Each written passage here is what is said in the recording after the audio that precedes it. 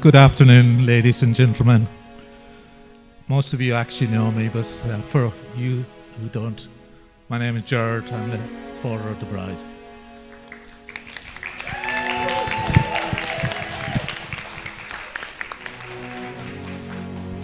On behalf of myself, my wife, the family, and the App family, we're happy to welcome you and express our deepest gratitude for joining us today.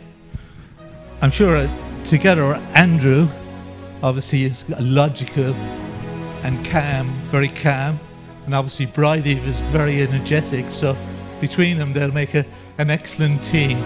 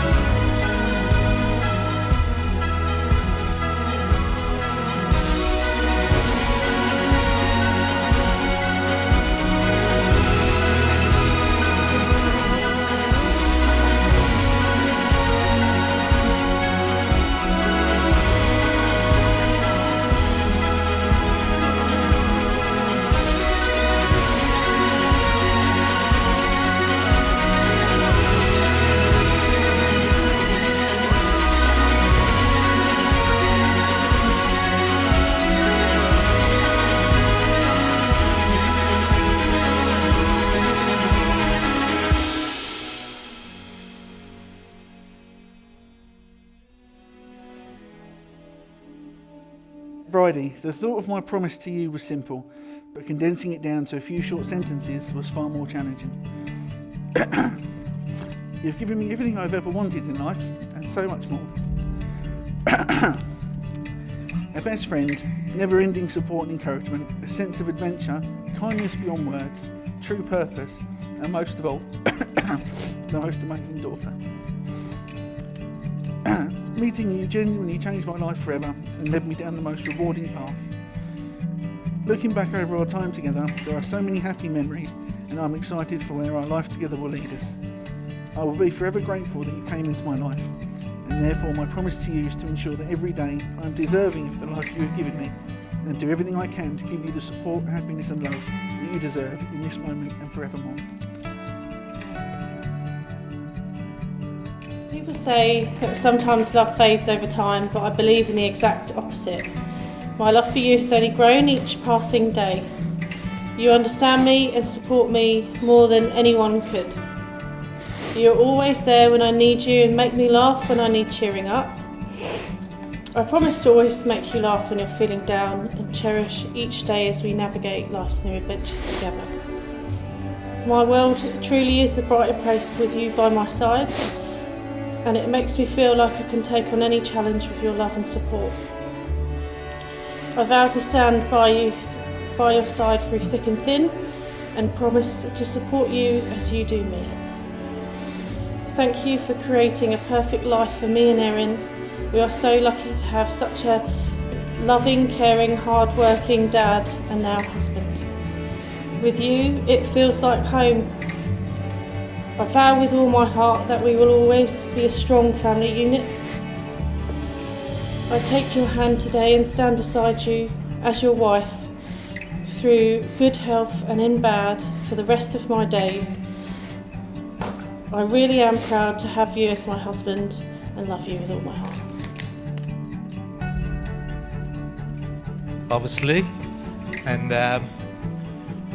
you look gorgeous today, okay?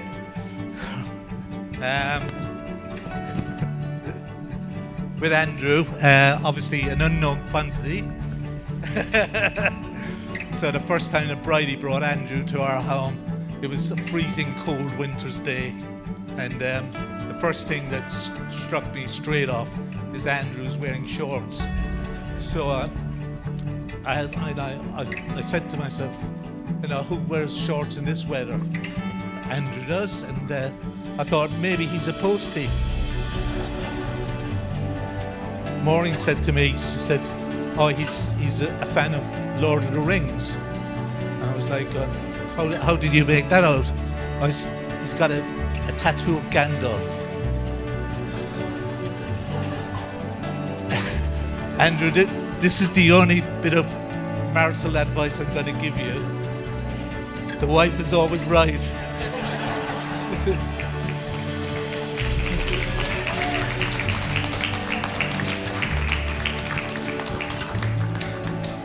But on this occasion, she was wrong. So,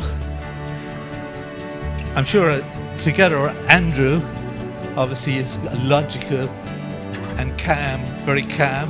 And obviously Bridie is very energetic. So between them, they'll make an excellent team. And I think they've already started that. Obviously, they've got a beautiful baby, Aaron, now, who's equally as energetic as Bridie is taken after Bridie. So obviously I'm quite happy to hand over the reins to Andrew, and I'll be watching from a distance as Andrew is run ragged by Bridie and Aaron. That's enough for me, so please be upstanding and wish the bride and groom all the best for the future and every happiness and success in the future to Bridie and Andrew. Thank you.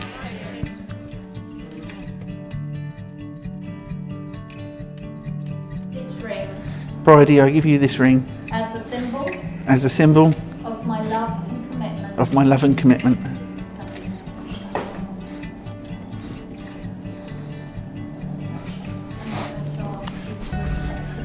Yes. I accept this ring I accept this ring in recognition of our lives together. in recognition of our lives together. I will wear it with love, I will wear it with love, pride, Pride. and happiness. and happiness. Thank you. If we could have that Bridie bring the country. Thank you.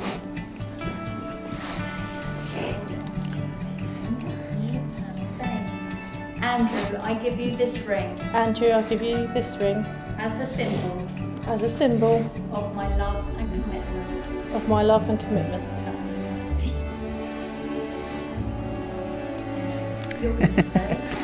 I accept this ring I accept this ring in recognition of our lives together. in recognition of our lives together. I will wear it with love, I wear it with love, pride, and happiness. pride and happiness. So hi everyone, for those of you that don't know me, I'm Ed, and it's my absolute honour to be the best man on this very special day. Yeah, I've known Andy for what feels like a lifetime. In fact, it's now been around 25 years since we met each other, when we were both fresh-faced 11-year-olds in our first year of senior school. And in that time, whilst our hairlines have unfortunately retreated somewhat, I'm happy to say that our friendship has gone in the opposite direction. And he's been a fantastic friend over these 25 years. He's been there through the toughest times, but also the greatest times. And we've had many great times. We've had countless days and nights out. We played in the same pool team for 18 years now, with very little success, unfortunately. We can hope for the future. And we travelled to numerous countries, actually. So we once went to Norway back in the day, and travelled to 11 countries in 14 days. So we've been to quite mad trips. But meeting Bridie has been a huge success for Andy, and it's no surprise to any of us that Andy's made such a success of his life.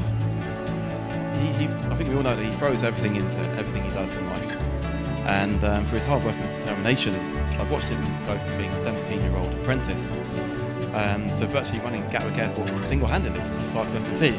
And and I dread to think what would happen if he ever left the place. So please don't. And of course, he's also, as he always does, he's also thrown everything into his relationship with Bridie, and more recently, the birth of their daughter Erin. So I've never known Andy so happy as he's been for these few years he's been with Bridie. And she's just the perfect fit for him. And I think vice versa as well. She's a great fit for her.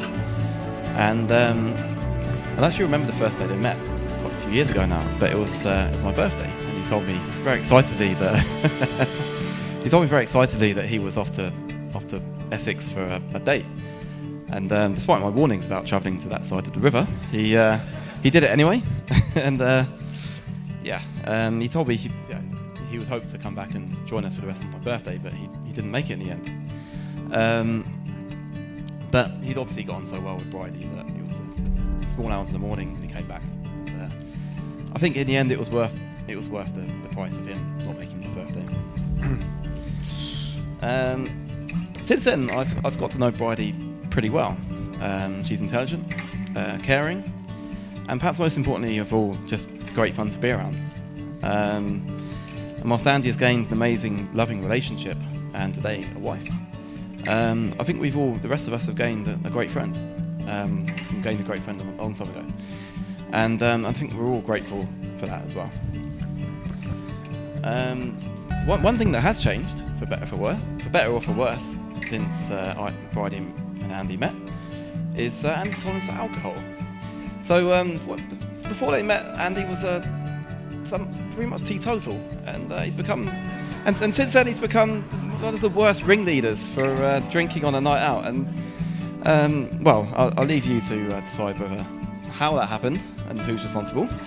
But yeah, these days, a night out of Andy usually involves all of the things that you would usually try and avoid on a night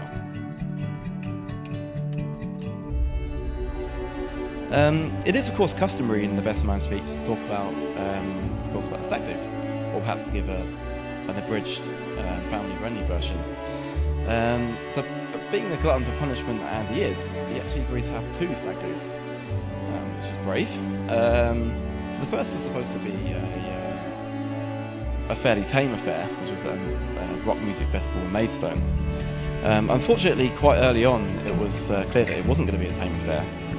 And it was perhaps that caused him to agree to have this done.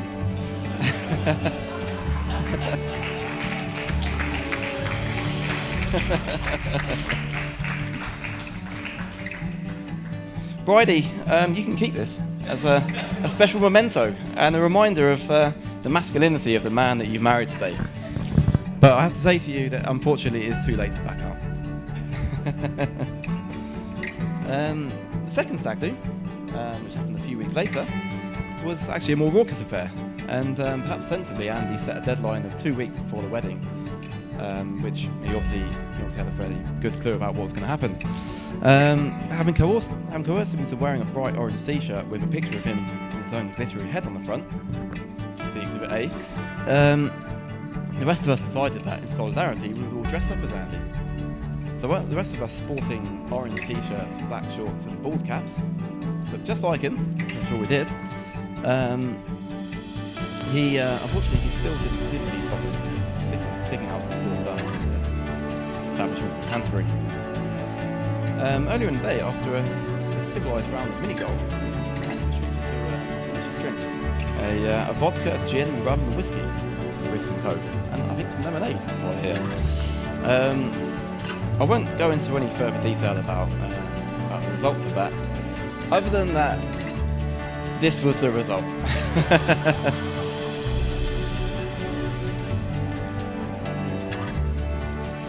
I've gone back and forth on my speech. Do I write it in full? Do I bullet point? Or do I just say thank you and sit back down? I was very, very close to that option, I can tell you now. To be standing here today with Bridie as my wife feels a very long way from when we first met. On day one, if you told me that 8 years later we would have a daughter and be married, I'm really not sure I'd have believed you. There was a moment I didn't think Bridie was turning up for day one.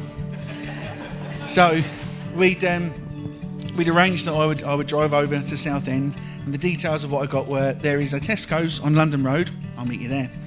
So I duly found Tesco's on London Road. There was no one. So I thought, drop her a message. There was no reply. Give it a moment. So I thought I'd ring her. There was no answer and the line went dead. So there's me, having driven from Kent sitting in a Tesco's on London Road, wondering, what do I do? Do I turn around and go home? And again, I can tell you I was this close to making that decision. And then amazingly, my phone rang, and apparently there was a bit of a weak signal issue. I like to think she just changed her mind and gave me a chance. However, very early on, Bridie showed how committed she was. As I said, I lived in Kent, she lived in Southend. She used to drive over at all kinds of times after finishing her shift at Southend Airport, or would leave mine at 2 a.m. in the morning to go and start a shift over in Southend. And all of that just to spend as much time as possible as we could. No 2 days were ever the same. Anything was possible. From clay pigeon shooting to zip lining in Wales, or as simple as a garden centre. Trust me, there have been many, many garden centres. And we love them, don't we? We really love garden centres. Or even just a day at home. The key thing is that we were together, and we really could have been anywhere. It was clear to me that this could really go somewhere, and here we are. And truthfully, I could not be happier. Today it's really been important for us that we've got there in the end, 8 years. No, nothing. But it's absolutely perfect, and as long as you've enjoyed your time and everyone's enjoyed their time today, that is all that is important to us. Thank you.